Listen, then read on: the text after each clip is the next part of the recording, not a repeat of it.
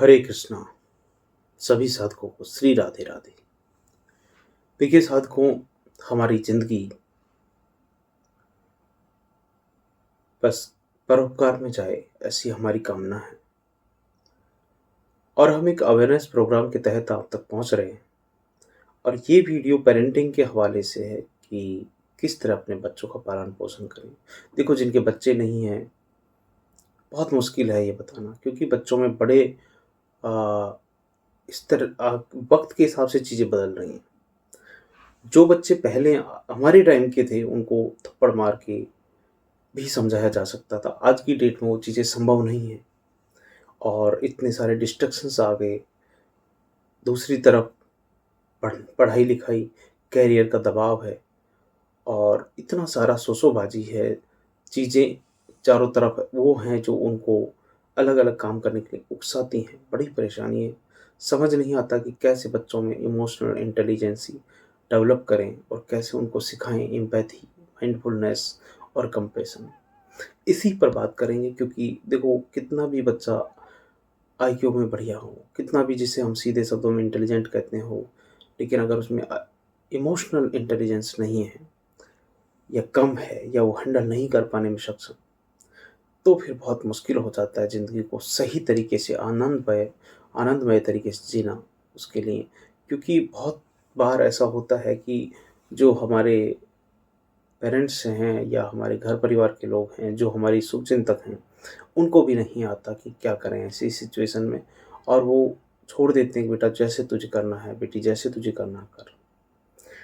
तो उसी के लिए मैं चाहता हूँ कि आप इन चीज़ों को समझें, ताकि एक अच्छे इंक्लूसिव सोसाइटी का निर्माण हो, लोग एक दूसरे के साथ बड़े प्रेम और सद्भावना के साथ रह सकें।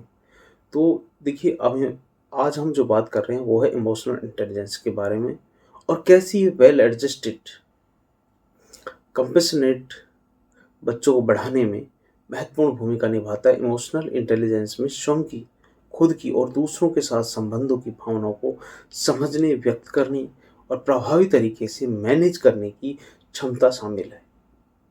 आज के इस तेज रफ्तार की भागम भाग की दुनिया में, डिजिटल दुनिया में, इमोशनल इंटेलिजेंस विकसित करना पहले से कहीं अधिक ज़रूरी हो गया है, इम्पोर्टेंट हो गया है, क्योंकि यह बच्चों को सामाजिक डायनेमिक्स को नेविगेट करने और मीनिंगफुल रिलेशनशिप बनाने में रेजिलेंस को बढ़ाने की मदद करता है। देखिए, जो होल ब्रेन चाइल्ड था जिस बुक पर हम बात कर रहे थे, इस पुस्तक में स्ट्रेटजीज के बारे में बात करेंगे कि जिसे डॉक्टर डैनियल जे सीगल ने और टीना पाई ब्राइजन ने लिखा है। ये अप्रोच जो हैं इसमें बच्चों में एम्पैथी, माइंडफुलनेस और कंपैशन को बढ़ावा देने में जो मदद करती हैं। The whole brain child neuroscience पर आधारित है और प्रैक्टिकल टूल्स प्रदान करती है किताब, जिससे वो जो माता पिता हैं अपने बच्चे के मस्तिष्क के विभिन्न हिस्सों को इंटीग्रेट करने में मदद कर सकते हैं और उनके जो इमोशनल ग्रोथ है और वेलबींग है उसको बढ़ावा देते हैं। एम्पैथी का मतलब है कि दूसरों की जो भावना है उसको समझना और उसके साथ उनके साथ साझा करना, और ये मीनिंगफुल रिलेशनशिप बनाने के लिए एक बुनियादी स्किल, यानी कि आपकी फीलिंग्स क्या है उनको मैं आत्मसात कर सकूं और उसके हिसाब से आपको अच्छा फील करवा सकूं, आपके लिए कुछ कर सकूं, ये एम्पैथी है। और ये मीनिंगफुल रिलेशनशिप को बनाने की एक बुनियादी स्किल है। माता पिता को प्रोत्साहित किया जाता है कि वे एम्पैथेटिक व्यवहार को मॉडल करें, अपने बच्चों की जो भावनाएं हैं उनको बिना जजमेंट किए सुने और उनकी भावनाओं को एक्नॉलेज करें। प्रैक्टिकल टिप्स में शामिल है name it to tame it, जो हमने पहले वाले वीडियो में भी इसका उपयोग किया था, बातें की थी इसकी, कि बच्चों को उनकी भावनाओं को पहचानने और लेबल करने में मदद करना चाहिए, जिससे न केवल उनके अनुभव को वैलिडेट किया जा सके, बल्कि दूसरों की जो भावना है उनको समझना भी आसान हो जाएगा। रोल प्ले जो सिनेरियोज हैं उनका अभ्यास करना भी एक सुझाव के तौर पे ले सकते हैं, जिसमें बच्चे अलग अलग परिस्थितियों में दूसरों की भावनाओं की कल्पना कर सकें, जिससे कि उनमें एम्पैथी की गहरी समझ विकसित हो सके। माइंडफुलनेस जो प्रैक्टिस है माइंडफुलनेस की, उसके बारे में बात कर लेते हैं कि माइंडफुलनेस प्रैक्टिस जो है बच्चों को उनकी जो अपनी भावनाएं हैं और प्रतिक्रियाओं के प्रति अधिक जागरूक बनाने में मदद करती है। माइंड जो साइट है, माइंड साइट का कॉन्सेप्ट जिसे डॉक्टर सीगल ने इस्तेमाल किया है, अपने इनर एक्सपीरियंस के प्रति जागरूकता को दर्शाया है। माता पिता को प्रोत्साहित करें कि वे बच्चों को सिंपल माइंडफुलनेस एक्सरसाइज करवाएं। दिल्ली के स्कूल्स में माइंडफुलनेस की एक पीरियड रोज हर क्लास में होता है। बड़ी चीज़ है इसलिए, नहीं तो एक पीरियड देना बड़ी बात होती है रोज, और ये बहुत ज़रूरी है। सरकार का मैं इस बारे में धन्यवाद करता हूँ कि उन्होंने इस चीज़ को समझा, क्योंकि जो बच्चे आते हैं, उम, ऐसा नहीं है कि सारे बच्चे एक आर्थिक वर्ग विशेष आर्थिक वर्ग से आते हैं, बहुत अच्छे वर्ग से भी आते हैं। लेकिन ज़्यादातर जो परसेंटेज है उन बच्चों का है जिनके माँ-बाप का रोल भी टीचर को अदा करना पड़ता है, और टीचर का रोल भी, और काउंसलर का रोल भी, और एक गाइड का रोल भी टीचर को ही अदा करना पड़ता है। टीचर के ऊपर बड़ी ज़िम्मेदारी है, और ऐसे में सरकार का सपोर्ट एक इंक्लूसिव सोसाइटी के निर्माण में बच्चों के बेहतर भविष्य के लिए बहुत काम की चीज़ है। ये अच्छी बात है। तो जो माता-पिता उनको बच्चों को सिखाएँ कि डीप ब्रीथिंग, बॉडी स्कैन्स या अपने जो सेंसेस हैं उन पर ध्यान कैसे केंद्रित करें, वो इन तमाम चीज़ों के बारे में बात करें। ये उन्हें प्रेज़ेंट में रहने और अपनी भावनाओं को प्रभावी ढंग से मैनेज करने में मदद करता है। माइंडफुलनेस बच्चों को धीमा करने, और यानी कि जैसे मान लो बहुत बच्चा इधर-उधर भाग रहा है, तो वो चीज़ें धीरे-धीरे कंट्रोल हो कर के और एक शांत ज़िंदगी जीने की राह पर, और अपनी थॉट्स और फीलिंग्स को ऑब्ज़र्व करने, और इम्पल्सिवली जो रिएक्ट करने की जो प्रवृत्ति है, उसके बजाय थॉटफुली रिस्पॉन्ड करने में मदद करता है। जो डिस्ट्रैक्शंस से भरी दुनिया में विशेष रूप से बड़े काम की चीज़ है आज की डेट में। अब हम कंपैशन को समझ लेते हैं। थोड़ा पानी पी लेता हूँ, गला सूख रहा है साधकों।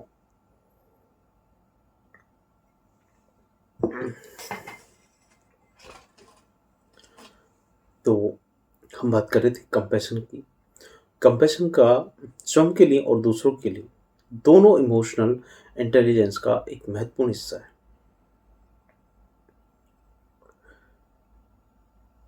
और बच्चों को ये सिखाना कि जब वे गलती करें तो वे अपने प्रति दयालु रहें, रेजिलियंस और इमोशनल स्ट्रेंथ बनाने में ये चीज़ मदद करता है।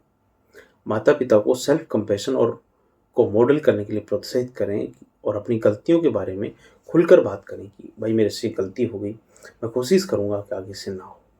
मतलब बच्चे को स्पेस दें, ऐसा नहीं कि एकदम ताला बंद करके रखें, तूने गलती कर दी, क्यों कर दी? भाई हो जाती है, हमसे भी हो जाती है, लेकिन बच्चा इस चीज़ को एक्सेप्ट करे कि हाँ, मुझसे गलती हुई। अपनी गलतियों के बारे में खुलकर बात करे और दिखाए कि वे सेल्फ क्रिटिसिज्म के बजाय काइंडनेस के साथ किस तरह रिस्पॉन्ड करते हैं। एक्टिविटीज़ को ग्रेटिट्यूड जर्नलिंग या एक्ट ऑफ काइंडनेस का सुझाव दें, और जहाँ बच्चे अपने जीवन को के जो सकारात्मक पहलू हैं उन पर ध्यान केंद्रित कर सकें, और दूसरों की जो वेलबींग है उसमें सक्रिय रूप से योगदान कर सकें।